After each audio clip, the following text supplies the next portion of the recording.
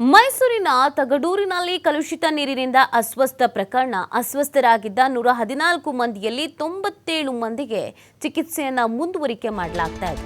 ರೋಗಿಗಳ ಆರೋಗ್ಯವನ್ನು ವಿಚಾರಿಸಿದ್ದಾರೆ ಸಚಿವ ಎಚ್.ಸಿ. ಮಹದೇವಪ್ಪ. ನೋಡಿ, ಮೈಸೂರಿನ ತಗಡೂರಿನಲ್ಲಿ ಕಲುಷಿತ ನೀರಿನ ಸೇವನೆಯಿಂದ ಅಸ್ವಸ್ಥರಾದಂಥ ಪೈಕಿ 114 ಮಂದಿಯಲ್ಲಿ 97 ಮಂದಿಗೆ ಚಿಕಿತ್ಸೆಯನ್ನು ಮುಂದುವರಿಸಲಾಗಿದೆ. ಇನ್ನು ಸಚಿವ ಎಚ್.ಸಿ. ಮಹದೇವಪ್ಪ ಅವರೆಲ್ಲರ ಆರೋಗ್ಯವನ್ನು ವಿಚಾರಿಸಿದ್ದಾರೆ. ಈ ಸಂದರ್ಭದಲ್ಲಿ ಗ್ರಾಮಸ್ಥರಿಗೆ ಧೈರ್ಯ ತುಂಬಿ ಸೂಕ್ತ ವ್ಯವಸ್ಥೆಯ ಬಗ್ಗೆ ಭರವಸೆಯನ್ನು ಕೂಡ ಕೊಟ್ಟಿದ್ದಾರೆ. ಗ್ರಾಮದ ಆರೋಗ್ಯ ಕೇಂದ್ರದಲ್ಲಿ ಅಧಿಕಾರಿಗಳ ಜೊತೆ ಮೀಟಿಂಗ್ ಅನ್ನು ಮಾಡಿದ್ರು. ಮುಂಜಾಗ್ರತಾ ಕ್ರಮ ಕೈಗೊಳ್ಳುವಂತೆ ಅಧಿಕಾರಿಗಳಿಗೆ ಖಡಕ್ ಸೂಚನೆಯನ್ನು ಕೂಡ ಕೊಟ್ಟಿದ್ದಾರೆ.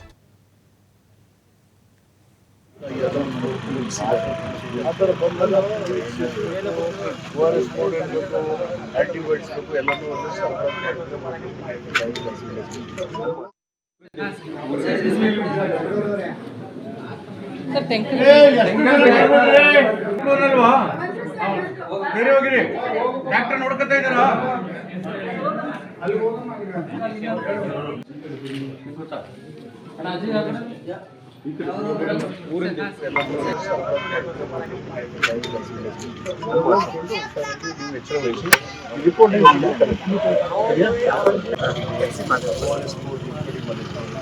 ಆಮೇಲೆ ಏನಾದರೂ ವಾಂತಿ ತೊಂದರೆ ಆಗಲ್ಲ ಅಂತ ಅನ್ಕೊಂಡಿದ್ದೀನಿ.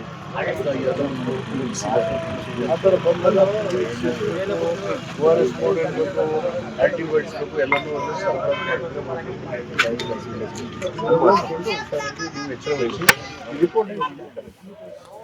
ನೋಡಿ, ಮೈಸೂರಿನ ತಗಡೂರಿನಲ್ಲಿ ಕಲುಷಿತ ನೀರಿನಿಂದ ಅಸ್ವಸ್ಥರಾಗಿದ್ದಂಥ ಪ್ರಕರಣಕ್ಕೆ ಸಂಬಂಧಪಟ್ಟಂತೆಗೆ ಈಗಾಗಲೇ 114 ಮಂದಿ ಆಸ್ಪತ್ರೆಯಲ್ಲಿ ದಾಖಲು ಆಗಿ ಚಿಕಿತ್ಸೆಯನ್ನು ಪಡ್ಕೊಳ್ತಾ ಇದ್ರು. ಇದರಲ್ಲಿ 97 ಮಂದಿಗೆ ಚಿಕಿತ್ಸೆಯನ್ನು ಇನ್ನೂ ಕೂಡ ಮುಂದುವರಿಸಲಾಗ್ತಾ ಇದೆ. ಈಗಾಗಲೇ ಈ ಸ್ಥಳಕ್ಕೆ ಎಚ್.ಸಿ. ಮಹದೇವಪ್ಪ ಅವರು ಸಚಿವರು ಭೇಟಿಯನ್ನು ಕೊಟ್ಟಿದ್ದಾರೆ. ಗ್ರಾಮಸ್ಥರಿಗೆ ಧೈರ್ಯ ತುಂಬಿದ್ದಾರೆ. ಸೂಕ್ತ ವ್ಯವಸ್ಥೆಯ ಬಗ್ಗೆ ಭರವಸೆಯನ್ನು ಕೂಡ ಕೊಟ್ಟಿದ್ದಾರೆ. ಇನ್ನು ಗ್ರಾಮದ ಆರೋಗ್ಯ ಕೇಂದ್ರದಲ್ಲಿ ಅಧಿಕಾರಿಗಳ ಜೊತೆಗೆ ಮೀಟಿಂಗನ್ನು ಕೂಡ ಮಾಡಲಾಗಿತ್ತು. ನೀತಿ ಸಂಹಿತೆ ಜಾರಿ ಇದ್ದಂಥ ಹಿನ್ನೆಲೆ ಗ್ರಾಮಕ್ಕೆ ಭೇಟಿ ನೀಡೋಕೆ ಆಗಿರಲಿಲ್ಲ. ಆದರೆ ದೂರವಾಣಿ ಮೂಲಕ ಈ ಬಗ್ಗೆ ಮಾಹಿತಿಯನ್ನು ಪಡ್ಕೊಳ್ತಿದ್ದೆ ಅಂತ ಹೇಳಿದ್ದಾರೆ. ಈಗಾಗಲೇ 3 ಟ್ಯಾಂಕರ್ಗಳಿಂದ ಶುದ್ಧ ನೀರನ್ನು ಸರಬರಾಜು ಕೂಡ ಮಾಡಲಾಗ್ತಾ ಇದೆ ಅಂತ, ಜೊತೆಗೆ ಮುನ್ನೆಚ್ಚರಿಕಾ ಕ್ರಮಗಳನ್ನು ಕೈಗೊಳ್ಳುವಂತೆ ಅಧಿಕಾರಿಗಳಿಗೆ ಸೂಚನೆಯನ್ನು ಕೂಡ ನೀಡಿದ್ದಾರೆ.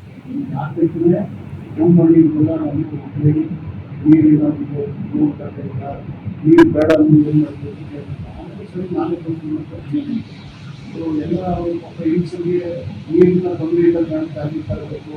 34ರಲ್ಲಿ ಬಹುತೇಕ ಕುಡಿಯುವ ನೀರು తీసుకుంటే ತೊಂದರೆ ಆಗೋದು. ಸಂಸಾರ ಸಂಖ್ಯೆ ಇಲ್ವಾ? ಜಾಸ್ತಿ ಅಲ್ಲ.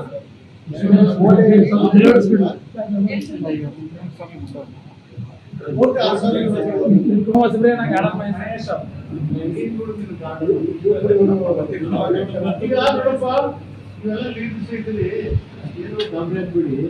ಹೋಗಕ್ಕೆ ಮಳೆ ಬಿದ್ದಲ್ಲ, ಕಸ ಕಡ್ಡಿ ಬಂದಿದೆ. ಅಲ್ಲಿಂದ 2 ಬೋರ್ಗಳು ಕೆಳಗಡೆ ನೀರಿನಿಂದ